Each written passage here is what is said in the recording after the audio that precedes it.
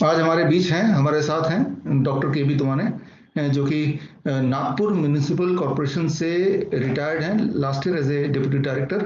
And 30 साल से ज़्यादा का तजुर्बा, to be very precise 33 years ही had been working as a infectious disease and tuberculosis doctor. Sir most welcome sir. मेरे कुछ सवाल हैं आपके। Thank you. पहला सवाल सर, कोविड-19 यानी कि कोरोना बीमारी और ट्यूबरकुलोसिस दोनों को अगर कंपेयर करें, पहला सवाल कोविड-19 एंड ट्यूबरकुलोसिस दोनों को अगर हम कंपेयर करें तो दोनों आपस में किस तरह से कंपेयर कर सकते हैं? देखिए, tuberculosis is most infectious disease. Tuberculosis का एक पेशेंट अपने इन्फेक्शियस पीरियड में 14 नए पेशेंट क्रिएट करता है। One patient is creating 14 new patient of tuberculosis.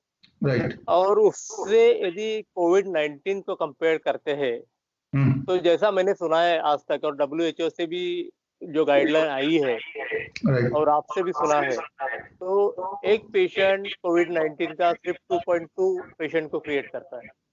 तो ऐसा यदि कंपेयर करते हैं हम, तो वो बहुत ही यानी नॉर्मल डिसीज है, just like cough and cold.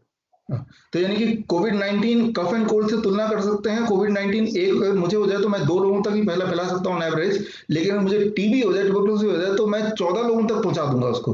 That is what, right. तो और दूसरी बात ये है कि प्राइमरी टीबी में 2 प्रकार है, एक प्राइमरी ट्यूबरकुलोसिस, एक सेकेंडरी ट्यूबरकुलोसिस। अब ये सेकेंडरी ट्यूबरकुलोसिस जो है, इट इज हाईली इन्फेक्शियस और मोर डेंजरस। क्यों? क्योंकि ये जो MDR multi drug resistant tuberculosis है, यानी सेकेंडरी ट्यूबरकुलोसिस, ये करीबन 2 साल का ट्रीटमेंट लेता है, जबकि प्राइमरी टीबी को दुरुस्त करने के लिए सिर्फ 6 महीने का ट्रीटमेंट लगता है। और प्राइमरी ट्यूबरकुलोसिस में कोई इंजेक्शन देना नहीं पड़ता, सिर्फ गोलियों से काम चल जाता है। लेकिन सेकेंडरी ट्यूबरकुलोसिस में अपने को 6 महीना इंजेक्शन देना पड़ता है। One patient has to receive 6 months course of injection और 2 years treatment, 14 tablets he has to take, यानी हर पेशेंट 14 गोली रोज का खाता है। और वो गोलियां भी इतनी यानी डेंजरस रहती है, इतने साइड इफेक्ट रहते हैं, पेशेंट को तरह तरह के साइड इफेक्ट होते हैं। ब्रेन पे इफेक्ट होता है, किडनी पे इफेक्ट होता है, लिवर पे इफेक्ट होता है, GI ट्रैक्ट पे इफेक्ट होता है। और ये यदि MDR का पेशेंट हमारे सामने बैठा है एंड इफ ही कफ्स यानी खांसी करता है, तो ही directly gives us MDR infection. और आज हमें मालूम नहीं है कि MDR पेशेंट कितने घूम रहे हैं। तो ये कोविड-19 से तो काफी डेंजरस है टीबी। मैंने ऐसा सुना है सर, ट्यूबरकुलोसिस से हर साल भारत में करीब 4 से 5 लाख लोग मरते हैं, राइट सर? करेक्ट। और इसमें जो एज ग्रुप है जो ज्यादा पीड़ित होते हैं, वो एज ग्रुप कौन सा है? आर दे एल्डर पीपल और younger generation? No no no, इसमें ये सबसे बड़ी दुख की बात है कि इसमें जो एज ग्रुप अफेक्टेड है वो 16 to 30 ईयर्स, यानी जो किसी भी राष्ट्र के लिए, किसी भी देश के लिए एक प्रॉमिसिंग एज ग्रुप रहता है। 16 से 30 साल का हम बहुत अभिमान से कहते हैं कि we are young country. 35% of people they are under 65% of people they are under 35। लेकिन ये जो एज ग्रुप है, ये सबसे ज्यादा ग्रसित होता है टीबी से।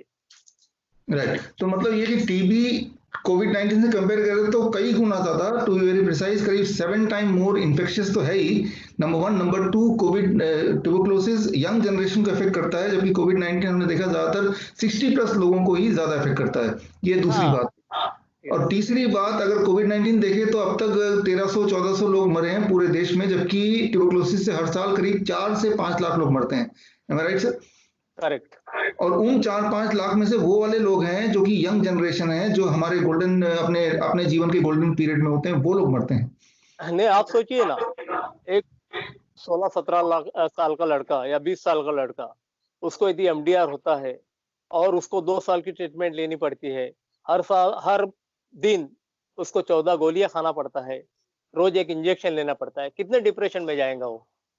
राइट। वो यानी अपने भविष्य की सोचेगा कि अपनी बीमारी के बारे में सोचेगा, कि अपने कामकाज के बारे में सोचेगा, किसके बारे में सोचेगा? He will be totally in depression. और वो राइट डिसीज भी सालों साल चलते रहता है। बहुत बार पेशेंट रिलैप्स होते हैं। तो ये जो एमडीआर टीबी है या प्राइमरी ट्यूबरकुलोसिस है, ये बहुत ज्यादा डेंजरस है कोविड-19 से। डेंजरस, अगर मैं इसको समराइज करूं तो मैं ये समझ पाता हूं कि in terms of transmission rate वो करीब 7 गुना ज्यादा ट्रांसमिटेबल है, नंबर वन। नंबर टू, इसमें जो ट्रीटमेंट आपने बताया वो 6 महीने से 2 साल तक लगेगा, जबकि कोविड-19 में तो 14 दिन का होता है या उससे थोड़ा आगे पीछे होता है। ये दूसरी बात। तीसरी बात, जो एज ग्रुप है वो गोल्डन पीरियड में होते हैं ट्यूबरकुलोसिस वाले, और इसमें तो जो अपने लेटर हाफ में जो वैसे भी कई सारी बीमारियों से ग्रसित है उस पीरियड में होता है। ये तीसरी बात। एंड चौथी बात, the most startling thing and the most dangerous thing कि ट्यूबरकुलोसिस की जो मोर्टलिटी रेट है वो करीब 25 to 50 टाइम्स मोर है in comparison to the mortality rate of कोविड-19, क्योंकि नहीं, कोविड-19 में जो अभी 1300-1400 लोग मरे हैं, तो उसमें 4 से 5 लाख, तो मतलब कई गुना किसी भी एंगल से अगर हम देखें ट्यूबरकुलोसिस को, it is much more dangerous from any angle in comparison to कोविड-19। इतना सारा डेंजरस होने के बाद अब एक सवाल, लास्ट पिछले 3-4 डेकेड यानी कि 30 साल से लेके 35 साल 40 साल के बीच में जो आपका जो एक्सपीरियंस है with tuberculosis and other infectious disease, जब ट्यूबरकुलोसिस के डॉक्टर या इन्फेक्शियस डिजीज के डॉक्टर अब तक जो आपने देखा बिफोर यू रिटायर्ड या अभी भी, क्या पेशेंट को मिलने जाने से पहले वो पर्सनल प्रोटेक्टिव इक्विपमेंट जिस तरह का आपने देखा कोविड-19 के नर्स स्टाफ पहनते हैं, पूरे एक रेनकोट की तरह पहनते हैं, जैसे एक एस्ट्रोनॉट की तरह लुक आता है, जो इंपोर्टेड पूरा एक गियर होता है, क्या वैसे पहन के जाते हैं या यूं ही मिलते हैं? देखिए, 34-35 साल पहले जब मैं टीबी वार्ड में जाता था, तब हमें कोई भी मास्क पहनने की इजाजत नहीं थी। हमारे प्रोफेसर भी कहते थे कि ये मास्क वगैरह पहन के क्या करोगे? It will not confer you protection from tuberculosis. हम तो पेशेंट के पास में जाते थे, उनको ऑस्कल्टेट करते थे, उनकी हिस्ट्री लेते थे, और ऐसे-ऐसे पेशेंट रहते थे जिनका आधा लंग गया है, किसी का 1.5 लंग गया है। ऐसे भी पेशेंट हमारे साथ में रहते थे। हम उनके साथ में 2-2 घंटे, 3-3 घंटे बिताते थे। उसके बाद में भी ऐसा किसी को इन्फेक्शन हुआ, ऐसा मुझे ज्ञात नहीं है। तो इम्पोर्टेंट क्या है, डिसीज रहते हैं, जीवाणु तो है, बैक्टीरिया है, वायरसेस है, एवरीवेयर दे आर। अपने बॉडी के अंदर है, अपने बाहर में है। हमें उससे यदि बचना है, तो हमें हमारी इम्यूनिटी बिल्टअप करना चाहिए। ये राइट तो हम सोचते हैं कि मास्क पहनेंगे तो वो खांसेगा तो हमको इन्फेक्शन नहीं होगा, लेकिन वो जो मास्क रहता है, एक दिन अपन यूज करते हैं, दूसरे दिन यूज करते हैं, तीसरे दिन यूज करते हैं, उसको हैंडल करते हैं, पेशेंट को हाथ लगाते हैं, मास्क को हाथ लगाते हैं, तो क्या बैसिला या वायरस उसकी देने चिपक के नहीं बैठते क्या? They will write go into your respiratory tract. तो वो तो इन्फेक्शन दे सकते हैं अपने को। इन्फेक्शन देने की बात से ज्यादा जरूरी है हमारी इम्यूनिटी बढ़ाना। हम राइट यदि हमारी इम्यूनिटी बढ़ाते हैं, तो कोई भी इन्फेक्शन डरने की बात नहीं है, कोई जरूरत नहीं है। हम तो पेशेंट को हमारे पास में ओपीडी में लेके बैठते थे, उनसे पूछते थे क्या हुआ, कैसा हुआ, खांसते भी थे पेशेंट। राइट तो इम्यूनिटी बिल्टअप करना सबसे जरूरी है, ऐसा मुझे लगता है। इसमें आपने देखा होगा। मैं एक उदाहरण भी दूंगा आपको। यस। एक महात्मा गांधी का सबसे बड़ा उदाहरण है, उनकी ऑटोबायोग्राफी जो है, उसपे से मैंने पढ़ा है। साउथ अफ्रीका में वो प्रैक्टिस करते थे वकीली की। तो उस समय प्लेग आया। अब प्लेग आने के बाद में उस समय एक ही उपाय था कि लोगों को घर से निकालना बाहर, और उनको खुले में रखने के लिए, यानी सोने के लिए जाते थे सब लोग। तो वहाँ की पब्लिक, कुछ पब्लिक अपनी इंडियन भी थी। वो इंडियन पब्लिक गांधी जी के पास आई, उन्होंने कहा कि बोले ये जो अंग्रेज लोग हैं, बोले तब अंग्रेजों का शासन था वहाँ पे, वो हमसे ज्यादती करते बोले। तो महात्मा गांधी ने बोला कि मैं कुछ करता हूँ बोले इसके लिए। उन्होंने गवर्नमेंट को पत्र लिखा और उसमें आग्रह किया कि हमें बोले कुछ पेशेंट दो बोले, और हमारे लोगों से ज्यादती करना बंद करो बोले, हमें कुछ पेशेंट दो बोले, हम उन पे ट्रीटमेंट करना चाहते बोले। तो गवर्नमेंट ने मान लिया। उन्होंने उस लेटर में ये भी लिखा था कि हमको एक गांव के बाहर एक जगह दे दो, तो उनको एक खाली पड़ा हुआ गोडाउन था, वो गोडाउन दे दिया। अब राइट। वहां पे उन्होंने वो गोडाउन साफ वगैरह किया और वहां पे अपने 10 पेशेंट रखे। साथ में गवर्नमेंट ने भी 15 पेशेंट उनको दे दिए रखने के लिए, और वो 15 पेशेंट की तीमारदारी एक नर्स करती थी, और वो नर्स पीती थी ब्रांडी, और पेशेंट को बताती थी कि तुम भी ब्रांडी पियो बोले, और उनको पिलाती भी थी। उसका ये मानना था कि ब्रांडी पिएंगे तो आंग में यानी शरीर में गर्मी आएगी और उससे वो प्लेग का कीटाणु भाग जाएंगे या मर जाएंगे। अब वो 10 पेशेंट जो गांधी जी के थे, उनको ब्रांडी पीने से मना कर दिया था गांधी जी ने। उनको ब्रांडी वगैरह कुछ नहीं मिलती थी, उनको सिर्फ यानी नेचुरल जो उपाय थे उनके नैसर्गिक उपचार, वो सिर्फ उपचार कर रहे थे। अब 3 दिन के बाद में ऐसा हुआ कि वो 15 पेशेंट और वो नर्स 16 विजन मर गए। अच्छा। और ये जो 11 लोग थे यानी 10 पेशेंट और गांधी जी, ये 7-8 दिन में अच्छे हो गए, एकदम भले चंगे। ये कितनी बड़ी तो बात, कितनी बड़ी बात। ये बड़ी बात है। उस जमाने में जब कोई उपचार नहीं था, जब कोई ट्रीटमेंट नहीं थी, उस जमाने में गांधी जी ने सिर्फ नेचुरल तरीके से, नेचुरोपैथी से उन लोगों को दुरुस्त करके दिखाया।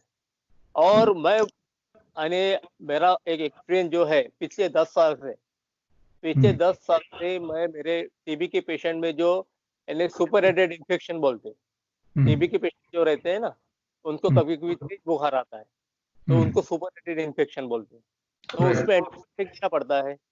तो इन पेशेंट को, या फिर जिनको वायरल इन्फेक्शन होता है, उन पेशेंट को पिछले 10 साल से मैं सिर्फ हल्दी दे रहा हूँ। हल्दी का पाउडर 5 ग्राम दिन 3 बार, सुबह दोपहर 7 दिन तक, और 7 दिन में उनकी खांसी, उनका बुखार सब चला जाता है। अच्छा, हल्दी से?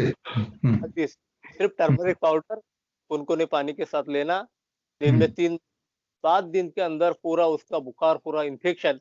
हम एंटीबायोटिक या एंटीवायरल जो देते हैं ना, उससे 7 दिन में खांसी बैठती नहीं, वो 1 महीना चलती है। लेकिन ये हल्दी यदि ली तो 4-5 दिन में उसकी खांसी चली जाती है पूरी, बुखार तो 2 दिन में चला जाता है। ये तो जो लोग सुन रहे हैं वो सब इसको कर सकते हैं, ना केवल ट्यूबरकुलोसिस में, any kind of infectious disease they can try this. Bacterial. और अभी जो कोविड-19 चल रहा है, इसमें तो बिल्कुल यानी उनको फायदा होता ही है।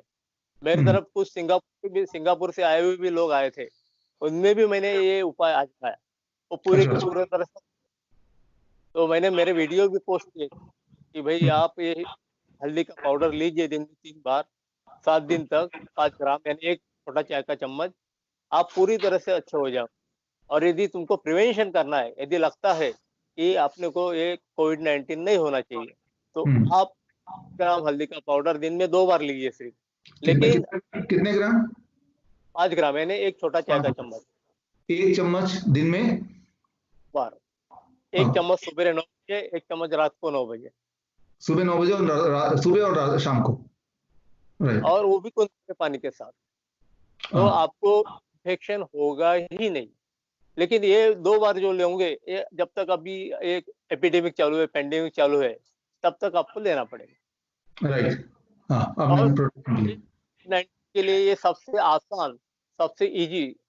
हल्दी पाउडर तो अपने किचन में ही अवेलेबल रहता है, right.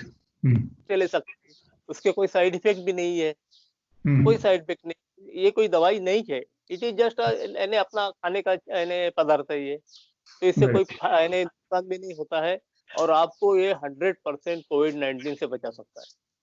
That's wonderful, that's wonderful. Sir, ये आपने अभी बताया, तो इसका इलाज it is very simple. It is for any infectious disease, not just for कोविड-19 और ट्यूबरकुलोसिस, एनी इन्फेक्शियस डिजीज अगर कोई हल्दी लेता रहे तो प्रिवेंशन एंड क्योर दोनों में काम करता है, और आपका खुद का एक्सपीरियंस है, राइट। सो लास्ट 10 इयर्स का ये है। आई एम चीफ फिजिशियन ना, एलोपैथिक डॉक्टर। यस यस तो यस। लोग कि भाई तुम वो बाकी के जो डॉक्टर लिख के देते हैं बड़ी बड़ी गोलियां, हायर एंटीबायोटिक, 200 रुपए की एक गोली, 300 रुपए की एक गोली, आप क्यों नहीं लिखते? मैं बोला ये 5 रुपए की भी नहीं पड़ती हल्दी, 7 दिन तक लोगे तो 5 रुपए की भी नहीं होगी, और उससे आपको एंटीबायोटिक से जो तकलीफ होती है, लूज मोशन लगता है, कॉन्स्टिपेशन होता है, ये होता है, भूख नहीं लगती, लीवर पे आता है प्रॉब्लम, तो ये सब प्रॉब्लम भी नहीं होंगे। तो राइट ये अच्छा क्यों होगा? या तो अभी जितने भी लोगों को मैंने बताया उन्होंने एंटीबायोटिक लेना बंद कर दिया। या मतलब ये कि एलोपैथिक डॉक्टर होने के बाद भी एंटीबायोटिक एंटीवायरल ना देके यू प्रेफर कि हेल्दी अगर लोग लें तो साइड इफेक्ट तो होंगे ही नहीं, और उनके क्योर के चांसेस एंड क्योर के जो ड्यूरेशन है वो दोनों में एडवांटेज मिल जाएगा। Clear cut.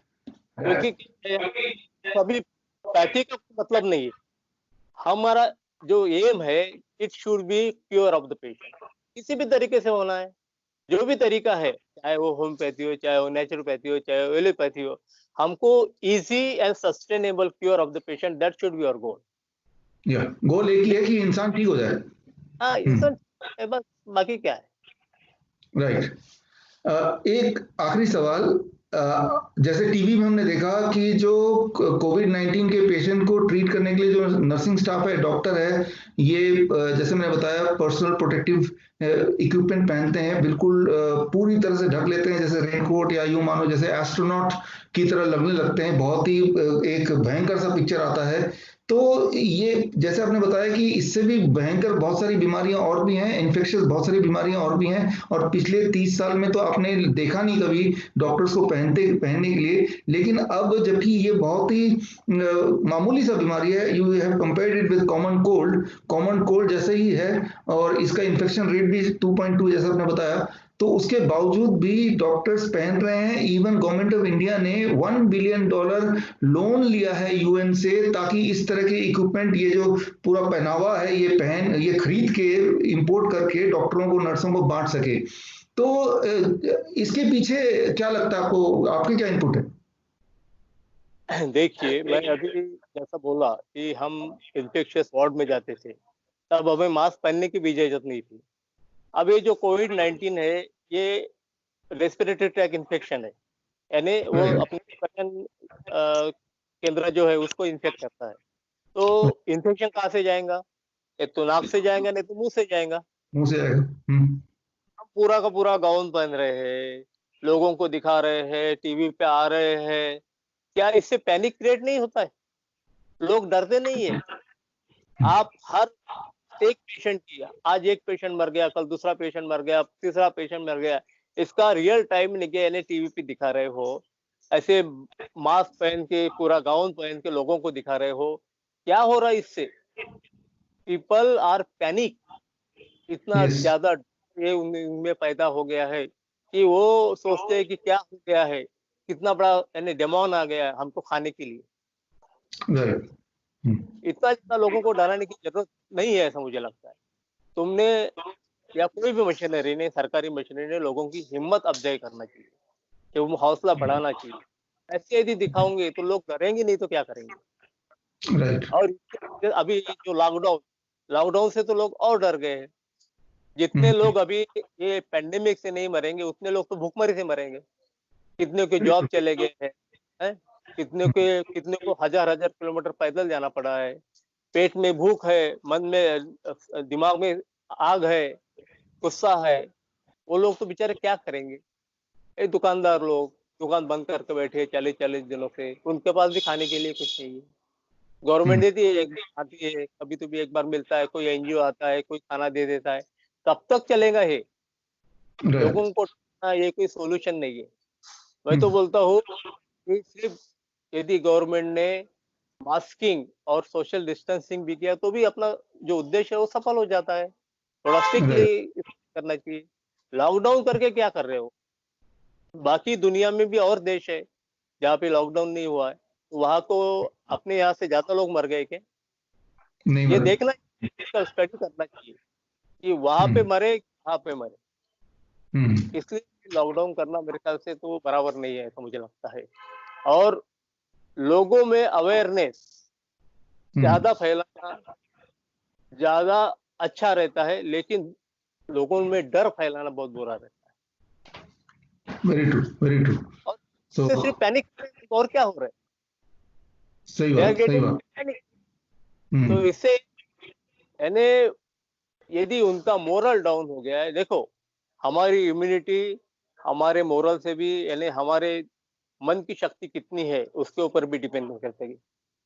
समझो हम बैठे हैं और एक आधी सडनली हमको किसी ने बताया कि वो वहां पे किसी का पहचान वाले के नियर रिलेटिव का एक्सीडेंट हो गया, हम डर जाते हैं एकदम, हमारा सब यानी शरीर में की शक्ति चली जाती है। क्यों? क्योंकि हमारे मन की शक्ति जो रहती है वो खत्म हो जाती है। तो राइट या इन्फेक्शन में, कोई भी इन्फेक्शन में जब हमारे मन की शक्ति स्ट्रांग रहेंगी तो हमारी इम्यूनिटी स्ट्रांग रहेगी। राइट इम्यूनिटी सिर्फ पीने से भी रहती है, या इम्यूनिटी खुद पीने से भी रहती है, या इम्यूनिटी मन की शक्ति स्ट्रांग रखने से भी रहती है। तो ये सब इम्पोर्टेंट, ये डराना वगैरह अच्छी बात नहीं है।